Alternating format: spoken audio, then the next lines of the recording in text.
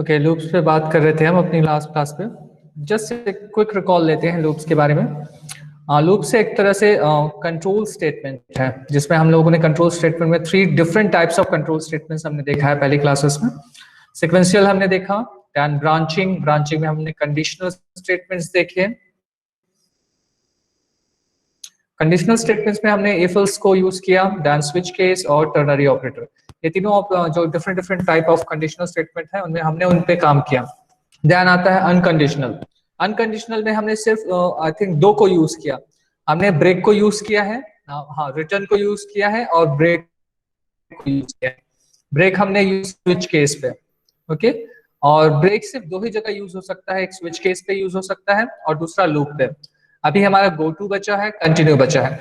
Return हम हर एक programme के एंड ऑफ लाइन पे यूज करते हैं, जो कि हमारे कंट्रोल को कॉलिंग फंक्शन को रिटर्न करने के लिए यूज होता है, या हम फंक्शंस पे यूज करते हैं रिटर्न को। देन हमारा आता है loop statement. Loop statement 3 type के लूप्स के बारे में हम पढ़ेंगे अभी, for loop and while loop, जो कि हमारे एंट्री कंट्रोल लूप के अंदर आते हैं। फॉर लूप और व्हाइल लूप हमारे एंट्री कंट्रोल लूप के अंदर आते हैं, और डू व्हाइल आता है हमारा एग्जिट कंट्रोल पे, ओके। इसके बाद हमने देखा था कि एक्चुअल में प्रॉब्लम क्यों हमें व्हाई वी नीड लूप्स। तो हमें पता चला कि अगर आपको एक सिंगल लाइन प्रिंट करना है तो बहुत आसान है, आप सिंगल लाइन प्रिंट कर सकते हैं। 10 लाइन आपको प्रिंट करना है, आप 10 टाइम्स उसे टाइप कर सकते हैं। 100 टाइम्स आपको प्रिंट करना है किसी एक पर्टिकुलर लाइन को, तो आप 100 टाइम टाइप्स कर सकते हैं। पर अगर किसी एक पर्टिकुलर चीज को 1000 टाइम्स आपको प्रिंट करना है तो वो टाइप करना पॉसिबल नहीं है। It's not an efficient way to type all the things, okay. सिर्फ एक ही लाइन को आप 1000 टाइम्स प्रिंट करें, ये सही नहीं है। इससे आपका लेंथ ऑफ प्रोग्राम भी बढ़ेगा और पॉसिबिलिटी ऑफ एरर वो भी आपका बढ़ सकता है, ठीक है। तो इस वजह से हमें एक रिक्वायरमेंट पड़ी कि ऐसे ब्लॉक ऑफ कोड की जो खुद को रिपीट कर सके itself, यानी री एग्जीक्यूट कर सके। और यहाँ पे हमारा कॉस्ट ऑफ टाइम बचता है कि जो एक्स्ट्रा कॉस्ट होता था, जो टाइम का हमें एक्स्ट्रा फैक्टर जो हमें लगता था वो बच जाता है। साथ में हमारा कंपाइलेशन टाइम भी बचता है, क्योंकि थाउजेंड्स ऑफ लाइन को कंपाइल करना, भले वो सेम लाइन ही क्यों ना हो, कंपाइलर के लिए वो हर एक लाइन एक नई लाइन होगी। हमेशा याद रखेंगे, अगर आप सिंगल लाइन को भी 1000 टाइम्स देंगे तो भी 1000 टाइम्स कंपाइलर हर एक लाइन को रीड करेगा, और वो उतना ही टाइम लेगा हर बार। जैसे कि हम ह्यूमन क्या करते हैं, अगर हमने देखा कि 1000 लाइन सेम है एक जैसे, तो हम सिर्फ एक लाइन को चेक करते हैं, उसके बाद एक एजम्पशन चला लेते हैं कि हाँ बाकी की लाइन भी है, अच्छी दिख रही है, यानी साफ सुथरी दिख रही है, मैच कर रही है, तो वो हो सकता है सेम हो। पर कंपाइलर के लिए हर एक लाइन अलग होता है, चाहे वो सेम ही क्यों ना हो।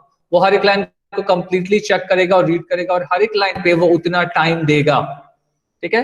दैट मीन्स वो टाइम के पॉइंट ऑफ व्यू से बहुत ज्यादा कॉस्टली हो रहा था, ठीक है। तो वहां पे हमने एक नया कॉन्सेप्ट इंट्रोड्यूस किया कि लूप का कॉन्सेप्ट, जो एक ही पर्टिकुलर ब्लॉक ऑफ कोड को मल्टीपल टाइम री एग्जीक्यूट कराने के कैपेबल रहता है, ओके।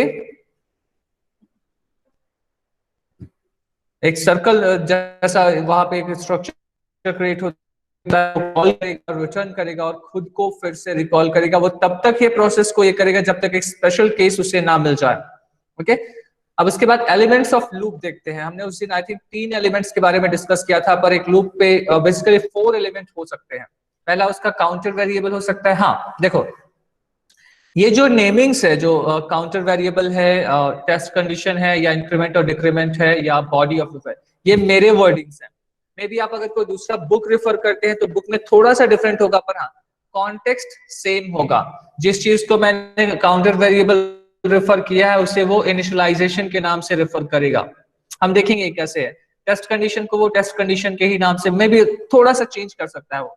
और यहाँ पे इंक्रीमेंट या डिक्रीमेंट ऑपरेटर होगा, और ये मस्ट है कि या तो उसमें कोई इंक्रीमेंट वाला होगा या डिक्रीमेंट वाला होगा। और हाँ, then the last thing is the body of loop, ठीक है।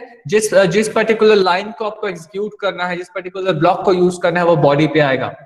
अब डिपेंडिंग ऑन द सिचुएशन और रिक्वायरमेंट ऑफ प्रॉब्लम, या आपका यूजर या जो डेवलपर है उसके बेसिस पे, किसी लूप पे आपको सिर्फ टेस्ट कंडीशन मिलेगा, ना ही वहां काउंटर वेरिएबल मिलेगा और ना ही इंक्रीमेंट और डिक्रीमेंट मिलेगा। हो सकता है वहां बॉडी हो या नहीं भी हो, ये भी पॉसिबिलिटीज है, क्योंकि डिफरेंट केस पे आप एक सिंगल लूप को ही बहुत सारे वेरिएंट वे पे यूज करते हैं। हम देखेंगे अभी आने कि कैसे कैसे वेरिएशंस होते हैं, ठीक है। एक लूप सिंपल एक डेफिनेशन है, a block of code that repeat itself on the basis of test condition. ये सबसे इंपॉर्टेंट है कि आपका एक कोई ना कोई एक टेस्ट कंडीशन होगा, एक यही एक तरह से बोल सकते हो कंट्रोलर है उस लूप का, जो उसे इनफाइनाइट लूप पे लूपिंग पे फॉल होने से रिस्ट्रिक्ट करता है। ओके, टाइप्स ऑफ लूप हमने लास्ट क्लास में देखा था, एंट्री कंट्रोल, और ये जो टाइप्स ऑफ लूप है वो ऑन द बेसिस से, देखिए on the basis of location of test condition, कि टेस्ट कंडीशन कहां पे लोकेटेड है उसके बेसिस पे हम एंट्री कंट्रोल और एग्जिट कंट्रोल के जो दो डिवीजन है वो बनाते हैं। When the test condition is at entry point, जब आपका टेस्ट कंडीशन आपके एंट्री पॉइंट पे होता है उसे हम एंट्री कंट्रोल बोलते हैं, और जब वो एग्जिट पॉइंट पे टेस्ट कंडीशन होता है तो हम उसे एग्जिट कंट्रोल बोलते हैं। ठीक है, इसमें हम फॉर लूप का हमने सिंटेक्स देखा था, ये इनिशियलाइजेशन है जो मेरा काउंटर वेरिएबल बोलता हूं मैं कि एक काउंटर वेरिएबल होता है, एंड देन टेस्ट कंडीशन है आपका, देन इंक्रीमेंट और डिक्रीमेंट। ओके, इसका एक सिंपल हमने एक एग्जांपल देखा था, कुछ स्टेप्स देख लेते हैं इसके। इनिशियलाइज काउंटर वेरिएबल, आपको काउंटर वेरिएबल को इनिशियलाइज करना होगा, काउंटर वेरिएबल पास टेस्ट की आपको चेक करना होगा, सेकंड की क्या वो टेस्ट को पास करता है, इस टेस्ट को अगर वो टेस्ट को पास करता है तो तब ये पर्टिकुलर जो बॉडी ऑफ कोड है वो एग्जीक्यूट होगा, अदरवाइज लूप से बाहर हो जाएगा। ठीक है, ओके, अब यहाँ पे लूपिंग दो टाइप से होती है, पहला होता है फॉरवर्ड लूपिंग एंड सेकंड होता है बैकवर्ड लूपिंग। अब ये डिपेंड करता है कि अगर आपका जो इंक्रीमेंट वाला पोर्शन है, इंक्रीमेंट या डिक्रीमेंट, अगर ये इंक्रीमेंट है दैट मींस आपकी वैल्यू इंक्रीमेंट हो रही है, तब ये फॉरवर्ड लूपिंग होगी। जैसे कि यहाँ पे ध्यान से देखना, यहाँ मेरा 1 से स्टार्ट हो रहा है और यहाँ पे i प्लस प्लस चल रहा है, दैट मींस 1 2 3 4 5, यानी कि एक मैं फॉरवर्ड वे पे लूप करूंगा इसे। ओके, क्लियर है ये कॉन्सेप्ट? Yes sir. क्लियर है? ओके, ये स्ट्रेट मतलब एक तरह से आप फॉरवर्ड वे पे ये जाएगा, और वहीं अगर आप बैकवर्ड लूप है तो यहाँ पे आप डिक्रीमेंट को यूज करते हैं, यानी कि आप एक हायर वैल्यू से आप लोअर वैल्यू की ओर जाते हैं। Okay, it's a kind of backward looping, आप रिवर्स आते हैं उस पर्टिकुलर वैल्यू से, और यहाँ पे जो चेंज होता है वो ऑपरेटर भी चेंज होते हैं। देखिएगा इस दोनों में चेंज है, फॉरवर्ड लूपिंग में और बैकवर्ड लूपिंग में ये चेंजेस है। यहाँ पे आपका ऑपरेटर जो साइन है i is less than equal to 5 हो गया है, और यहाँ पे i is greater than equal to 1 है। ठीक है, और जो दूसरा चीज चेंज हुआ है यहाँ पे i प्लस प्लस है क्योंकि फॉरवर्ड जा रहा है, और यहाँ पे एक बैकवर्ड है क्योंकि i माइनस माइनस है। ये दोनों सिचुएशन का रिक्वायरमेंट आपको किसी भी प्रॉब्लम में पड़ सकता है, तो आप लोगों को दोनों चीजें यूज करनी आनी चाहिए। क्लियर है ये कॉन्सेप्ट? Yes sir. बाकी लोगों को? Yes sir. Yes sir. Yes sir. Yes. Good good. इसके बाद आता है एक स्पेशल केस जिसे इनफाइनाइट लूप बोलते हैं।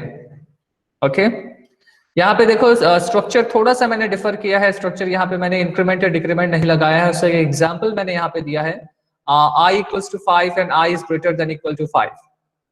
ओके, ये एग्जांपल पहले समझो उसके बाद रीड करना। i की वैल्यू 5 है और i ये तब तक चलेगा जब तक i की वैल्यू ग्रेटर देन और इक्वल टू 1 ना हो जाए। ठीक है, या 1 रहेगी तब तक चलेगा, ग्रेटर देन इक्वल टू 1 रहेगा तब तक चलेगा। अब उसने आया, उसने i की वैल्यू को प्रिंट किया, अब उसके बाद जब वो रिवर्स वापस पहुंचेगा तो क्या उसे कोई चेंज मिलेगा? ये बेहद इंपॉर्टेंट क्वेश्चन है, क्योंकि जनरली जब आप इंटरव्यू वगैरह पे जाते हैं तो स्टूडेंट्स को ऐसे ही ट्रिकी क्वेश्चंस दिए जाते हैं, तो ध्यान से देखेंगे, और ये गेट वगैरह के पॉइंट ऑफ व्यू से भी बहुत इंपॉर्टेंट है लूप। ठीक है, यहाँ पे देखो, यहाँ पे कोई ऐसा कोई एक भी स्टेटमेंट नहीं है जो i की वैल्यू को चेंज करता हो, और इस वजह से जब भी i वहां पे जाके टेस्ट कंडीशन पे जाएगा उसे ऑलवेज वो ट्रू मिलेगा। ठीक है, इस वजह से ये एक इनफिनाइट लूप को क्रिएट करेगा कि उसे कभी i की वैल्यू चेंज हो ही नहीं रही है, और वो ठीक है, इस पर्टिकुलर ऐसे सिचुएशन को इनफिनाइट बोला जाता है। ये किसी भी एक देखो, ये सिर्फ फॉर लूप पे नहीं है, ये डू व्हाइल किसी में भी बन सकता है। मैं सिर्फ आपको वेरिएशंस दे रहा हूं कि कैसे कैसे आपको यूज कर सकते हैं। आप फॉरवर्ड चला सकते हैं, आप रिवर्स ला सकते हैं, आप उसे इनफिनाइट लूप बना सकते हैं। ठीक है, यहाँ पे एक छोटा सा स्टेटमेंट दिया है मैंने, as there is no increment और decrement operator in the given syntax there is no change in counter variable. या काउंटर वैल्यू की आई पे कोई भी चेंज परफॉर्म नहीं होगा, because of which the test condition becomes always true. ये always true से सिचुएशन आ जाएगा और उस केस में ये इनफाइनाइट लूप पे जंप कर देगा, ठीक है। और इस लूप को कभी ये फिनिश नहीं होगा, और ये जब तक फिनिश नहीं होगा आपका सिस्टम रुकेगा नहीं, वो प्रिंट करते जाएगा उसे, ठीक है। क्लियर है ये केस? Yes, sir. और बहुत बहुत सारे स्टूडेंट्स अननोविंगली ये केस, इस केस को क्रिएट करते हैं, ठीक है, तो ध्यान देंगे इस पे। देन सेकंड जो इनफिनाइट लूप है, ये बहुत जगह आपको दिखेगा ये, ठीक है। इसे जानबूझकर इसे क्रिएट किया जाता है, या ट्रिपल आप इसे, यहाँ पे ट्रिपल है, ये सेकंड डबल आप टर्मिनेशन ऑपरेटर यहाँ पे लिख दीजिए, और ये लूप ऑटोमेटिकली खुद को कंटिन्यू करते रहेगा। There is a no counter variable or test condition or increment or decrement operator in the given syntax, because of which the test condition becomes always true. यहाँ पे always true वाला situation आ जाता है, और ये भी एक इनफाइनाइट लूप पे जंप कर देता है, ठीक है। क्लियर है? इनफाइनाइट लूप का कॉन्सेप्ट क्लियर है सभी को? Yes, sir. Yes sir. आप लोग ट्राई करके देख सकते हैं अपने सिस्टम पे, इसे पाथ पे थोड़ी देर बाद, ठीक है। अभी फिलहाल अभी समझते हैं। And the second most next most important thing is step size. जिन लोग पाइथन वगैरह पढ़े होंगे या और दूसरे लैंग्वेज पढ़े होंगे, वहां पे स्टेप साइज का मतलब होता है जो अभी देखो, अभी तक आप लोगों ने इंक्रीमेंट और डिक्रीमेंट ऑपरेटर ही यूज किया है, पर क्या हो जब कोई ऐसा सिचुएशन हो कि मुझे सिर्फ 1 का इंक्रीमेंट नहीं करना, मुझे 2, 4, 5 या किसी और ऐसे नंबर का इंक्रीमेंट करना है जो मैं चाहता हूं, तो उस केस पे हम ये वाला ऑपरेटर, ऐसा साइन यूज कर सकते हैं, ओके। या आप यहाँ पे फुल इक्वेशन भी लिख सकते हैं। यहाँ पे हो क्या रहा है, i इक्वल्स टू 2 से स्टार्ट हो रहा है, i is less than equal to 100 है, और i इसका एक्सप्रेशन का फुल फॉर्म पता है ना सभी को? इसका फुल एक्सप्रेशन है i equals to i plus 2, यानी कि i की जो भी वैल्यू है उस पे वो 2 प्लस करते जाएगा हर बार। इंस्टेड ऑफ जब हम i प्लस प्लस यूज करते थे तो वो 1 प्लस करता था, यहाँ पे मुझे 2 प्लस चाहिए, तो मैंने ये वाला फॉर्मेट यूज किया है, ओके। इससे होगा क्या कि सबसे पहली वैल्यू i इक्वल्स टू 2 के लिए प्रिंट होगी, देन क्योंकि i में फिर से मुझे 2 ऐड करना है तो वो 4 के लिए प्रिंट होगी, देन 4 प्लस 2 6, यानी कि ये पूरा इवन सीरीज, ये 100 तक का 2 to 100 ये इवन सीरीज को प्रिंट करेगा।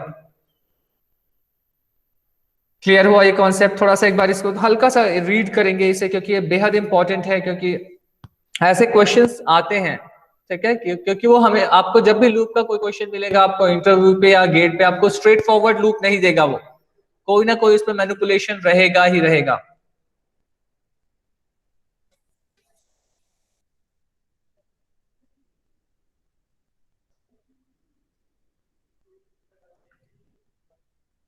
क्लियर है सभी को? Yes sir. Yes sir. चलो इस प्रोग्राम को एक बार हम ये करते हैं।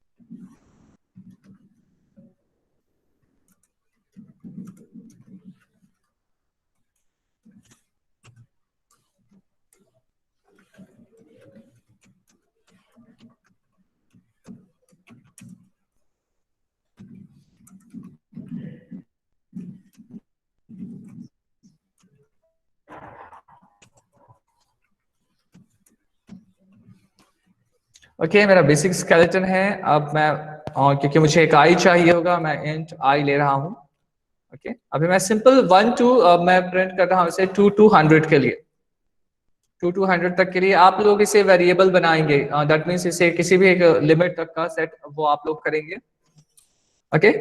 मैं यहाँ पे फॉर लूप ले रहा हूँ, और मेरा आई की वैल्यू मैं 2 से स्टार्ट कर रहा हूँ, and i is less than equal to 100 तक चलेगा ये, and then i plus equals to 2। ध्यान देंगे अब यहाँ पे थोड़ा सा, और मैं प्रिंट f कर रहा हूँ /n, या हम यहाँ पे एक छोटा सा स्पेस बस क्रिएट करते हैं, एंड देन %d।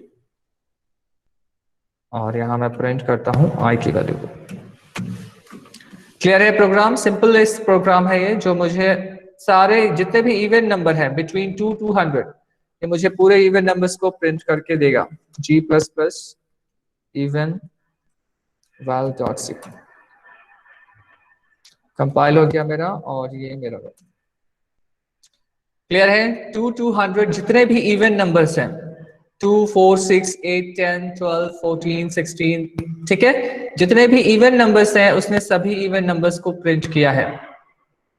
क्लियर है सभी को ये? Yes sir. Yes, sir. अब देखो, अब जब आप लोग ये पढ़े एल्गोरिदम इन डिजाइन पढ़ेंगे, तब वहां पे आप लोगों को पता चलेगा कि ये जो फैक्टर है, ग्रोथ फैक्टर बोलते हैं इसे, वो यही है कि आपका जो पर्टिकुलर लूप है वो कितने टाइम्स चल रहा है। जब आपका i++ रहता है, जब ये i++ रहता है तब ये n टाइम्स चलता है। ध्यान देना, थोड़ा सा ध्यान देना, ये थोड़ा डीप कॉन्सेप्ट है पर बहुत इंपॉर्टेंट है बच्चे। अगर ये आप समझते हैं तो आप लूप को बेहतर वे पे कंट्रोल कर पाएंगे। ठीक है, ये मेरा जो लूप है, ये पर्टिकुलर लूप है, वो कितने टाइम चल रहा है? n time. क्यों? क्योंकि ये 2 से स्टार्ट होके 100 तक चल रहा है, और ये मेरा वो n की वैल्यू है, समझ सकते हो। तो ये मेरा चल रहा है, अगर मैं एग्जैक्ट मानूं तो ये चलेगा n-2 टाइम्स या n-1 टाइम्स, क्योंकि ये 2 से स्टार्ट हो रहा है। ओके, अगर मैं इसे करता हूं +=2, तो ये चलेगा मेरा n-1 अपॉन 2 टाइम्स। ये जस्ट आधा टाइम्स चलेगा इसके, जितना टाइम्स वो n-1 टाइम्स चलता था, अब ये n-1 अपॉन 2 टाइम्स चलेगा। यानी कि जितनी, अगर सपोज ये मेरा चलता था ये 99 टाइम्स चलता था, अब ये 99 का हाफ क्या हो जाएगा? 45 and 45 50 okay 49 point something, approx मानते हैं अपन 49 टाइम्स चलेगा।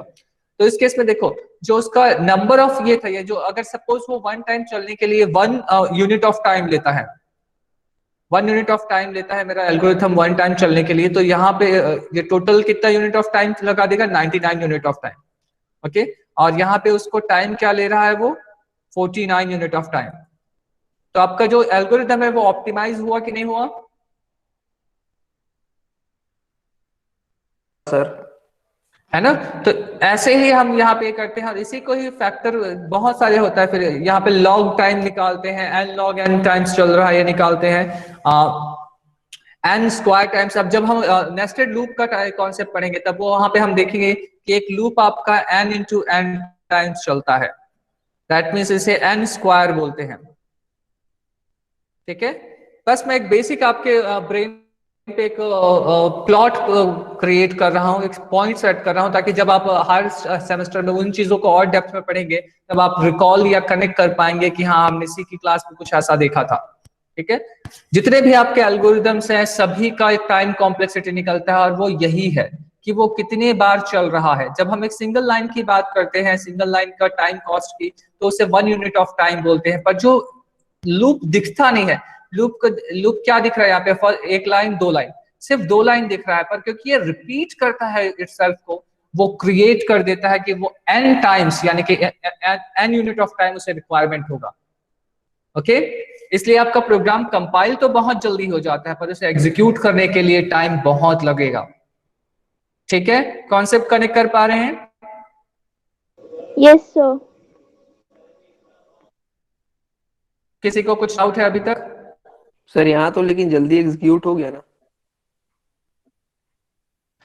बेटा मशीन ये 1 से 100 जाना वो चुटकियों का काम है, वो नैनो सेकंड्स में है। और जब हम ये प्रोग्राम की बात करते हैं तो वहां पर millions of lines of code रहता है। तुम लोग देखो, ये एक बेसिक एकदम छोटा, यानी बोल सकते हो 0 लेवल ऑफ कोड है ये। जब आप डाटा स्ट्रक्चर में देखेंगे ब्रांचिंग, रिकर्शन, तो वहां पे जब आप एक बड़े पैमाने पे बड़े एल्गोरिदम को एग्जीक्यूट करते हैं, तब एक्चुअल में उसका इलस्ट्रेशन पता चलता है कि टाइम कॉस्टिंग क्या होती है। ये तो हम मतलब अभी एक बिगिनर लेवल के हम प्रोग्राम देख रहे हैं, तो इसमें कोई टाइम का कोई एक तरह से तुम मीजर नहीं कर सकते। ये तो बहुत जल्दी एग्जीक्यूट हो गया, हाँ हो गया। पर अगर इसी प्रोग्राम को तुम जनरेशन 3 के कंप्यूटर्स पे अगर एग्जीक्यूट कराते, तो हो सकता है कि इसी प्रोग्राम को उसे एग्जीक्यूट करने में 1 दिन का टाइम लग जाता, जनरेशन 2 या जनरेशन 3 के प्रोग्राम पे, कंप्यूटर्स पे। सोचो तब का सिचुएशन, क्योंकि आज के सिस्टम्स बहुत पावरफुल होते हैं तो उनके लिए बहुत आसान है ये। ठीक है, यस सर। क्लियर है? हम अभी सिर्फ बेस पे है, मतलब एकदम सबसे लोअर स्टेप पे है, जहां पे आप एकदम बेसिक चीजें देख रहे हैं कि आखिर एक्चुअल में होता क्या है। चलिए वापस आते हैं अपने पे। ओके, तो आप लोगों को पता चल गया कि स्टेप साइज क्या होता है। आप इसे चेंज कर सकते हैं स्टेप साइज को अपने अकॉर्डिंग। ठीक है, और कभी कभी एक ऐसा भी सिचुएशन आएगा आप लोगों को एक प्रोग्रामिंग पे, जहां पे आपको इसे भी मैनिपुलेट करना पड़ेगा। ठीक है, सपोज अब हाँ, जस्ट मैं एक एग्जांपल देता हूं इस पे। सपोज इससे मैं n करता हूं, अगर मेरा n एक वेरिएबल है, जस्ट मैं ओके, n कोई वेरिएबल है जिसकी वैल्यू मुझे यूजर देता है कि मुझे कितने टाइम्स तक चलना है। scanf %t and then address of n। Okay, इस केस में क्या होगा, मैं इसे n कर सकता हूं, सीधा कर सकता हूं। अब ये वेरिएबलाइज हो गया कि मुझे ये जो वैल्यू n का होगा मुझे उतने टाइम्स चलना पड़ेगा। अब शायद क्लियर तुम बता सको कि हाँ अब ये n-1 टाइम्स चलेगा या n-2/2 टाइम्स चलेगा। ठीक है, और कहीं कहीं पे जैसे कि हमने एक सिचुएशन देखा था, याद है आपको, प्राइमरी नंबर निकालने का, या सॉरी प्राइम नंबर निकालने वाला सिचुएशन, वहां पे हम n/2 टाइम्स तक चलते हैं, क्योंकि कोई भी नंबर अपने से आधे नंबर से ही पूरा कंप्लीटली डिवाइड होता है, उससे बड़े नंबर से वो डिवाइड नहीं होता। ये हम जान गए थे वहां पे जब एल्गोरिथम बिल्ड कर रहे थे, तो और हमने फिर उससे जो लिमिट है उससे हमने n/2 से सेट किया था। याद है किसी को? Yes sir. Yes sir. Very good. ठीक है, तो ये आप लोग बहुत सारा मैनिपुलेशन कर सकते हैं लूप के साथ में। ठीक है, मैं कुछ आप लोगों को जो मुझे लगा कि हाँ ये चीजें आप लोगों को पता होनी चाहिए, या एटलीस्ट मैं उसका इंट्रोडक्शन आपको दूं, वो चीजें मैं आप लोगों को बता रहा हूँ। स्टेप साइज बहुत इंपॉर्टेंट काम करता है, याद रखेंगे। Okay, the next thing is, ये आपको बुक पे तो ऐसे इस टाइटल से नहीं मिलेगा, नो लूप के नाम से, क्योंकि कुछ चीजें हैं जो मैंने अपने एक्सपीरियंस से उन्हें ये किया है, पर हाँ ये ऐसा कॉन्सेप्ट आपको मिलेगा कि, और ये जनरली बच्चे, बहुत सारे बच्चे हैं जो ये काम करते हैं, वो फॉर लूप क्रिएट करते हैं, लास्ट में टर्मिनेट कर देते हैं और उसके बाद उसकी बॉडी देते हैं। आप में से कितने लोग हैं जो लोगों ने ऐसा काम कभी किया है? सर ट्राई किया था, मैंने किया। क्या आता है? एरर दे रहा था प्रोग्राम। बेटा इस प्रोग्राम में कोई एरर नहीं है, मैं करके भी दिखाता हूं तुम्हें। ये देखो ये है, और मैं यहाँ पे इसे मैंने ये कर दिया। इस प्रोग्राम में कोई एरर नहीं है, ये प्रोग्राम पूरा सही है। एरर यहाँ पे लॉजिकल एरर है। अब इसकी वजह से होगा क्या, आई का सिर्फ एक ही वैल्यू प्रिंट होगा। ओके, मैं इसे चला कर भी दिखाता हूं तुम्हें। सर मैंने इसमें नहीं किया था, मैंने तो पाइथन और में यही, कोई बात नहीं, और इसकी वजह से बच्चे ये कंफ्यूज हो जाते हैं कि अरे मेरा प्रोग्राम सक्सेसफुली एग्जीक्यूट मतलब रन भी हो रहा, कंपाइल हो रहा है, रन भी हो रहा है, पर आंसर क्यों सही नहीं आ रहा है। ये देखो, वो 12 टाइम्स चला, और क्योंकि n टाइम्स 12 तक चला, और इसकी जो मैक्सिमम वैल्यू है जहां पे ये लूप फेल हुआ है वो 14 है। ठीक है, और वो सिर्फ एक ही वैल्यू क्यों प्रिंट कर रहा है, क्योंकि भाई आपने उसे एक ही वैल्यू, मतलब देखो ये बस इतने ही लाइन को वो रिपीट कर रहा है बार बार, उसके पास बॉडी ही नहीं है, ये बॉडीलेस लूप है, इसलिए मैंने इसका नाम दिया है नो लूप। वो लूप तो कर रहा है खुद को, the loop exist but it does not have any body because of termination operator at the end. ठीक है, ये नॉर्मल लूप की तरह ही वर्क करेगा। और किसी का माइक ऑन है, देखो इससे क्या होता है, एक टाइम गैप आप क्रिएट कर सकते हैं एक, क्योंकि ये 100 यूनिट ऑफ टाइम, अगर आप सिंपल चलाते हैं तो 50 यूनिट ऑफ टाइम को कंज्यूम करेगा वो, क्योंकि जब तक ये वाला स्टेटमेंट एग्जीक्यूट हो रहा है, जो ऑपरेटिंग सिस्टम है इसे एग्जीक्यूट कराएगा, तभी वो नेक्स्ट पे जा सकता है। इसलिए वो पूरा 2 to 100 तक वो चलेगा ही, चाहे उस पर बॉडी हो या ना हो। ठीक है, तो इस वाले सिचुएशन को भी चेक करेंगे। जनरली इंटरव्यू क्वेश्चंस में ऐसे क्वेश्चंस जानबूझ के दिए जाते हैं कि क्या बच्चा से, और हम लोगों का आइडिया ये क्या होता है, हम लोगों का स्पीड कि हमने साय से यहाँ तक रीड किया, उसके बाद हम सीधा बॉडी को चेक करते हैं, बॉडी में क्या प्रिंट करेगा। ठीक है, तो ऐसे सिचुएशन से थोड़ा सा बचेंगे। सर एक क्लियर है ये? हाँ बोलो बेटा। सर हमने एन की वैल्यू जब 12 दी तो सर इसका फॉर लूप एग्जीक्यूट हुआ, लेकिन सर ये मतलब टर्मिनेट हुआ है तो 14 प्रिंट क्यों? Yes sir. देखो ये 12 तक चलेगा क्योंकि 12 तक ये सेट ट्रू है, इक्वल टू का साइन है ना, 12 तक तो वो इक्वल टू की कैटेगरी पे आता है। Yes sir. लेकिन जैसे ही वो 14 करेगा उसे, क्योंकि 14 बड़ा हो जाता है, तो वो जैसे ही 14 होता है वो ब्रेक कर देता है उसे, और उसकी वैल्यू तब तक 14 हो चुकी है। इसलिए जब तुम बाहर उसे प्रिंट कर रहे हो, जब हम बाहर प्रिंट कर रहे हैं, क्योंकि उसकी वैल्यू जो वैल्यू है वो 14 हो चुकी है ना, तो इसलिए उसने बाहर जो वैल्यू प्रिंट की वो 14 है। सर लेकिन वो तो बॉडी के मतलब लूप के अंदर है सर, वो प्रिंट का जो स्टेटमेंट है वो। ये बॉडी के बाहर है बेटा। नो सर, जो प्रिंट फंक्शन है ना वो वाला बोल हाँ रहा हूँ। ये यस सर। ये लूप के बॉडी के अंदर नहीं है। देखो लूप यहां से टर्मिनेट हो चुका है, ये लूप की बॉडी नहीं है, ये डिफरेंट इंडिपेंडेंट हो गया है वो। ठीक है, ओके सर। ठीक है। तुम चाहो तो यहाँ तो रिटर्न को भी ऐसे डबल कर्ली ब्रेसेस पे लगा सकते हो, उससे कोई नहीं, ये इसका एक तरह से बोल सकते हो ये एक बॉक्स के अंदर है बस, और वो एग्जीक्यूट से सिमिलर जैसे होता है वैसे ही होगा। इसकी बॉडी यहाँ पे क्लोज हो चुकी है। ठीक है, यस और कोई सर डाउट एक बार किसी फिर को? बताइए तो वही। सर एक बार फिर से बताइए। बताऊं? ओके चलो, हम बिल्कुल हम इसे एक काम करते हैं, हम इसे डीबग करके देखते हैं ताकि हमें एक्चुअल वैल्यूज दिखे।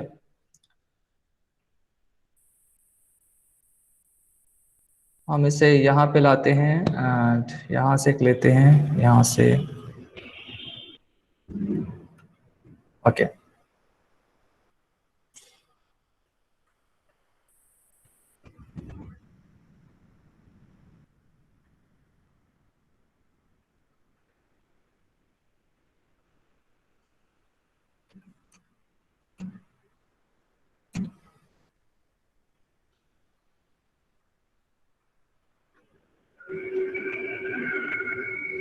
ओके, मेरा प्रोग्राम स्टार्ट हुआ है, स्कैनफ पे आके रुका है वो, अब मुझसे आई थिंक वो वैल्यू मांगेगा।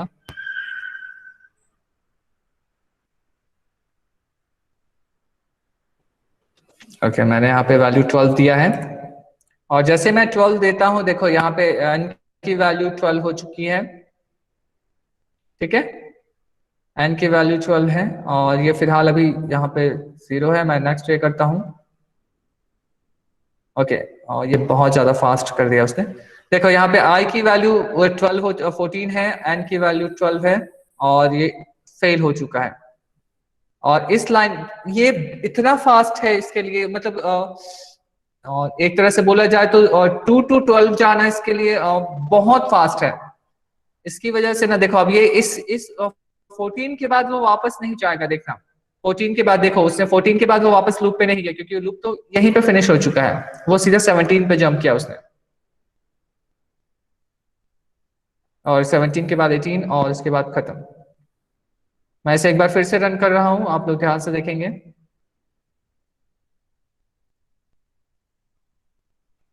ठीक है, ये अभी देखो ये 9th लाइन पे है, क्योंकि मुझे एक वैल्यू इनपुट करना है, और जब तक मैंने वैल्यू नहीं दिया है तब तक आई की वैल्यू एक गार्बेज वैल्यू है, एन की भी गार्बेज वैल्यू है, और ये सिचुएशन अभी फॉल्स ही है। और ये मैं उसे 12 दे रहा हूं, और 12 जैसे ही मैं देता हूं, देखो, और इसके बाद मैंने नेक्स्ट किया है। देखो अभी वो उस पे आया, 11th लाइन पे है। 11th लाइन पे आते ही देखो n की वैल्यू 12 हो गई है, एंड मैंने नेक्स्ट ये किया, और i की वैल्यू तुरंत 14, और ये फॉल्स का फॉल्स ही रह गया। वो प्रोसेस देखो, और उसके बाद वो 14 पे आया, 14 से वापस नहीं गया क्योंकि उसकी बॉडी वहीं पे फिनिश हो चुकी है, और वो सीधा रिटर्न पे आ गया। अब इसी को मैं विथआउट टर्मिनेशन ऑपरेटर मैं करके दिखाता हूँ ताकि आप लोगों को क्लियर हो, तब वो बहुत अच्छे से आप लोगों को क्लियर होगा। देखो मैंने वहां से टर्मिनेशन ऑपरेटर हटा दिया, और मैंने इसे जैसे, देखो अब इसकी वजह से क्या होगा, इसकी बॉडी यहां से सर्च करेगा कंपाइलर, तो उसे क्या मिलेगा, ये जो ब्रेस ओपन मिलेगा और ब्रेस क्लोज मिलेगा, तो समझ जाएगा कि ये फॉर लूप की बॉडी है। ओके, अब इसे हम एग्जीक्यूट करते हैं सेम इनपुट के लिए।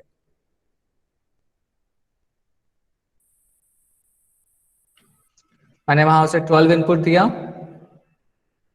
और ये मैं रन करता हूँ। देखो अब वो फॉर पे आया है और फॉर पे जैसे ही आया n की वैल्यू से 12 हुआ और अब देखो i की वैल्यू 2 है और यहाँ पे ट्रू है, ठीक है, दिख रहा है अभी 1 दैट मीन्स ट्रू, और ट्रू है इसलिए देखो अब 13 पे है, 13 के बाद वो फिर 11 पे जाएगा, ये देखो फिर वो 11 पे गया और अब 11 पे जैसे ही गया और 11 से बाहर निकला उसने i की वैल्यू 4 हो चुकी है और वो फिर से 11 पे जाएगा एंड वो अभी भी ट्रू है सिचुएशन 8 एंड आफ्टर दैट 10 और ये 12 में भी ट्रू है, देखो n की i की वैल्यू ट्रू 12 है और तब भी ट्रू है वो, ओके। अब यहाँ पे इसकी वैल्यू 14 है और जैसे ही 14 होता है वो फेल हो जाता है,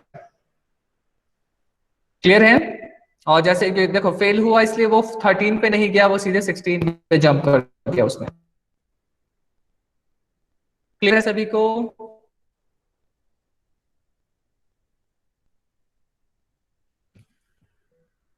Am I audible? Yes, sir. Yes, sir. और है किसी को?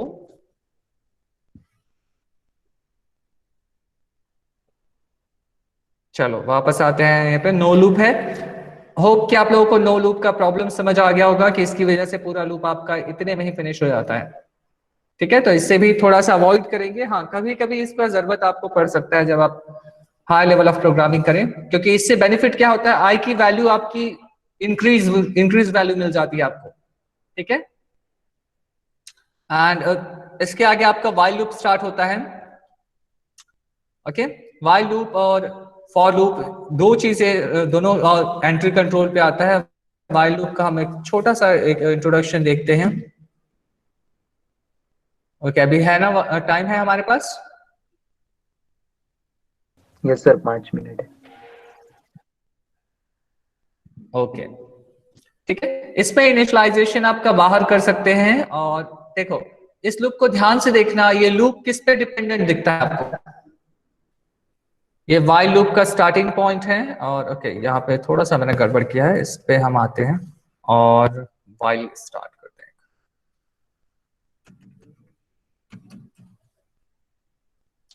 वाइल लूप का जो सिंटैक्स है वो ऐसा बनता है, वाइल टेस्ट,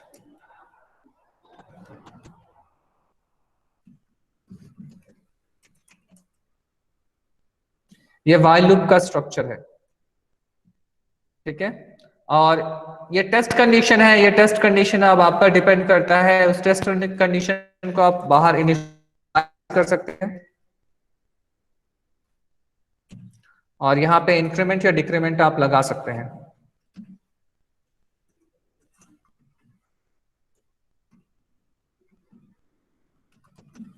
ये आप पर डिपेंड करता है और इसमें भी एक इनफाइनाइट लूप बनता है, जो मैं एक इनफाइनाइट लूप आप लोगों को दिखा रहा हूं। वाइल अगर मैं यहां पे लिख दूं ट्रू,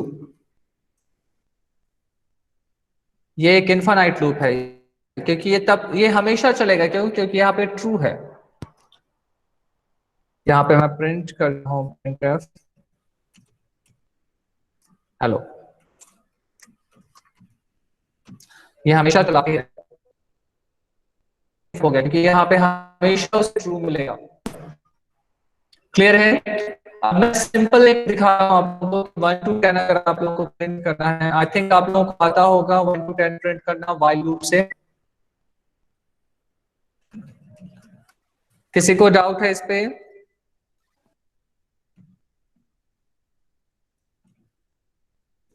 किसी को डाउट है?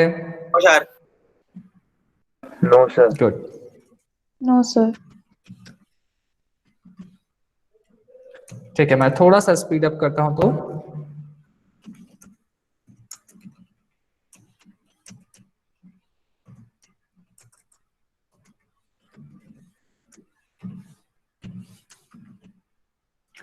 अब बेसिक डिफरेंस क्या है फॉर लूप और वाइल लूप पे?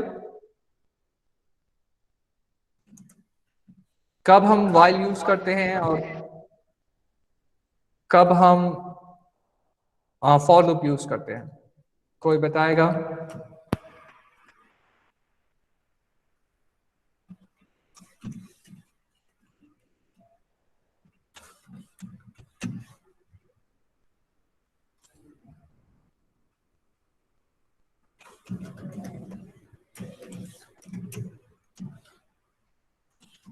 क्यों भाई, क्या हुआ? So while loop will run even if the condition is false at least once. और for loop में वो run नहीं करेगा अगर condition false होगा तो. आज you sure? Yes sir. While at least once चलो while चलेगा ही. बेटा, दोनों एंट्री कंट्रोल है, दैट मीन्स अगर चेकिंग फेल होता है तो लूप एक भी बार नहीं चलेगा। गुड ट्राई, ठीक है। दोनों का देखो syntax सर हाँ मैं बता हाँ बोलो बेटा। सर जैसे कि फॉर लूप जब हम लोग यूज करते हैं सर, तो उसमें कितनी बार इटरेशन मतलब बार बार वो प्रोग्राम एग्जीक्यूट होंगे वो पता रहता है सर। और वाइल में सर वो टेस्ट कंडीशन जब तक ट्रू होगा तब तक ही चलेगा सर।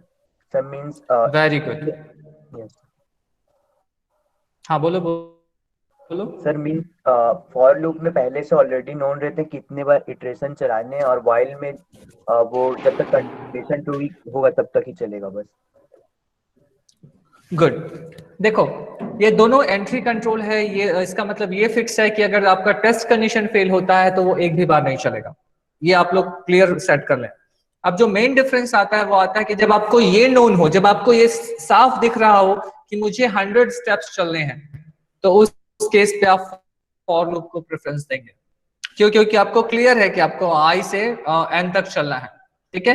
पर अगर आपको एन ही नहीं पता कि आपको कितने टाइम्स चलना है, ठीक है, अगर आपको पता ही नहीं है कि मुझे कितने टाइम्स चलना है, तो उस केस पे आप वाइल लूप पे आते हैं। कि वाइल का हिंदी में मतलब होता है जब तक, ठीक है। आपको तब तक चलना है जब तक ये टेस्ट कंडीशन, और जो बेसिक और भी स्ट्रॉन्ग है, जो आपका फॉर लूप है वो सभी तीनों पे एक तरह से डिपेंड करता है, ये तीनों चीजों पे डिपेंड करता है।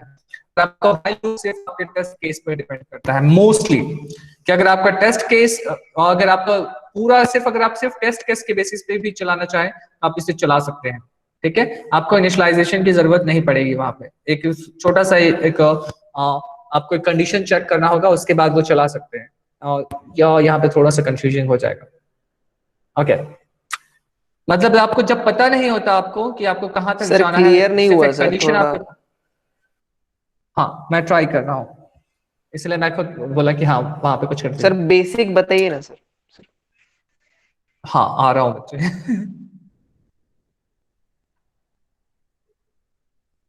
देखो इसका बेस एग्जाम्पल, जैसे देखो आपने एक ऑप्शन देखा है, जब आप एटीएम पे जाते हैं आपका पिन फेल हो जाता है, फिर वो बोलता है कि are you want to try again. देखा है कि press 1 for continue and for no and to exit. Yes sir. देखा है, हाँ। तो उस केस में क्या होता है, ये आप कंफर्म नहीं बोल सकते कि यूजर हमेशा यस ही प्रेस करेगा, बोल सकते हैं क्या? No sir. है ना, वहां पे एक डिलेमा है कि हो सकता है यूजर यस प्रेस करे, हो सकता है यूजर नो प्रेस करे। तो उस केस में देखो फॉर लूप यहाँ पे क्या है, आपको दिख नहीं रहा है कि भाई आपको यस वाले पे जाना है या नो वाले पे जाना है। कर सकते हैं क्या?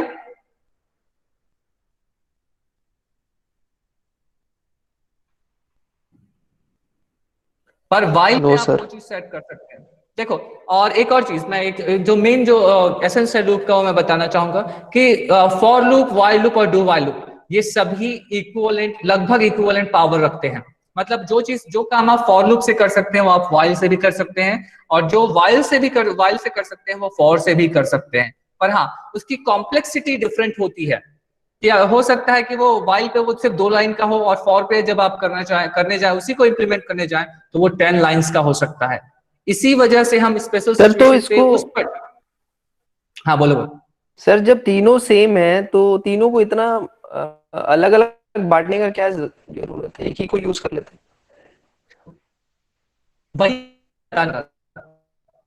देखो जो चीज तुम फॉर पे हो सकता है एक लाइन पे करो, उसे वाइल से करने में उसे तुम्हें 10 लाइंस यूज हो सकते हैं, क्योंकि इसका बिहेवियर अलग है। जैसे होता है कि जैसे 3 मूर्तिकार हैं, सपोज एक एग्जांपल है, 3 स्कल्पचर, जो स्कल्पचर में मेकर्स हैं वो 3 हैं।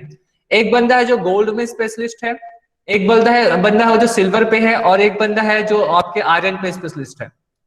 अगर आप सिल्वर वाले को बोलोगे कि तुम आयरन वाला बनाओ, तो वो क्या करेगा, वो ले तो लेगा पर उसकी जो क्वालिटी रहती है, जितना अच्छा वो गोल्ड के साथ कर सकता है वो मे बी वो आयरन के साथ ना कर पाए। अब क्लियर हुआ? लेकिन हाँ, तीनों उस एरिया में काम कर सकते हैं, पर जो स्पेशलाइजेशन है उनका वो उस गोल्ड के फील्ड पे है। आप उसे गोल्ड दोगे तो वो सर इसका यूज कहाँ पे आएगा ये बताएंगे? हाँ आएंगे बेटा धीरे से, इसलिए मैं दोनों पे डिफरेंस आप लोगों को कर रहा हूँ कि हर एक जो लूप है वो खुद में एक स्पेशलिटी केस है, कि जैसे आपको ये क्लियर हो जाता है, आप टू एंड क्लियर है और आपकी स्टेप साइज क्लियर है, तो फॉर लूप बेहद बेहद बेस्ट है उसके लिए। उस केस पे आप फॉर लूप के अलावा और कोई यूज ना करो, ठीक है। पर आपको जब ये एक स्पेशल सिचुएशन मिलता है कि आपको टेस्ट केस ज्यादा इंपॉर्टेंट है, तब आप व्हाइल पे जाएंगे, उस केस पे आप फॉर लूप से। और अगर आपको एक थर्ड सिचुएशन है कि जब आप जानते हैं, जब ऐसा कोई केस है कि चाहे वो गलत हो या सही हो आपका, ये आपको एक बार तो लूप चलाना ही है, उस केस में आप डू व्हाइल पे जाते हैं, ठीक है। डू व्हाइल आपको एक थर्ड फैसिलिटी देता है कि भाई आपका टेस्ट कंडीशन ट्रू हो या फॉल्स हो, इससे मतलब नहीं है, आप एक बार तो उसे चलाइए ही, ठीक है। एटलीस्ट आप एक बार रन करिए, उसके बाद हम देखते हैं जो भी टेस्ट कंडीशन है वो, इसलिए वहां पे जाता है। और इसलिए वो एग्जिट कंट्रोल है कि आप एक बार चलने के बाद, एक बार टेस्ट करने के बाद, या ये सिचुएशन समझ सकते हो, जब आप मिठाई वाले के पास जाते हो तो मिठाई वाला आपको एक पहले एक टेस्ट करने के लिए टेस्ट का पीस देता है कि आप इसे पहले टेस्ट करिए, उसके बाद खरीदना या ना खरीदना आप पर डिपेंड करता है, राइट? यस क्लियर है ना? Yes, वो sir, आपको clear. देता है कि आप पहले करके देख लो, टेस्ट करके उसके बाद ये करो। तो वैसा अगर आपको सिचुएशन चाहिए तो वो डू व्हाइल है। और ये व्हाइल और फॉर लूप ये करता है कि पहले आप टेस्ट कंडीशन पास कर लो। आपको आईएएस बनना है तो बोलेगा पहले एग्जाम लिख के पास हो जाओ फिर आईएएस बनना। वो आपको एक दिन के लिए आईएएस बना के नहीं दिखा कि आ जाओ एक दिन आईएएस बन जाओ फिर चले जाना। है क्या ऐसा? No sir. अरे है क्या ऐसा? ठीक है, तो ये जो डिफरेंस है लूप्स पे ये वही है, लेकिन हाँ जो मैकेनिज्म है इनका ये करने का, जो वर्क करने का, वो लगभग सभी एक समान है, मतलब इक्विवेलेंट पावर रखते हैं सभी, बस अपने अपने फील्ड पे ये डिफरेंशिएट हो जाते हैं। ठीक है, अपन देखेंगे सभी को कि कैसे कैसे आप यूज कर सकते हैं। होप कि कुछ क्लियरेंस हुआ होगा। और बाकी देखो Yes, sir, एक ही दिन clear में है। पूरा क्लियर नहीं होगा, ठीक है। आप जैसे जैसे आप वर्क करते जाएंगे तो आप और बहुत सारे एग्जांपल्स आप देखेंगे तो और बेटर वे पे वो क्लियर होगा, ठीक है। Yes sir. Yes sir. अब एक छोटा सा सिंपल मैंने यहाँ पे एग्जांपल ये किया है कि ये आपको 1 to 10 प्रिंट करेगा।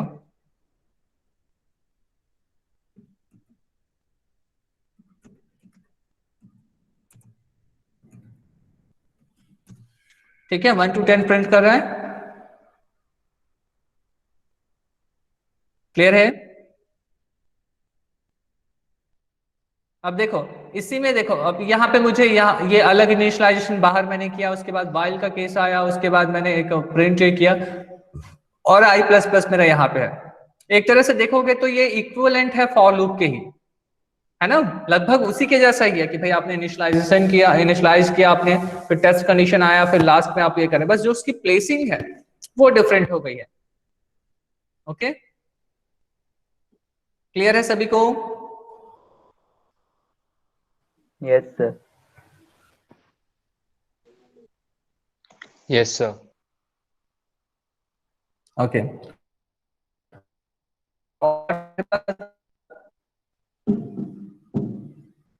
कब तक है ये क्लास?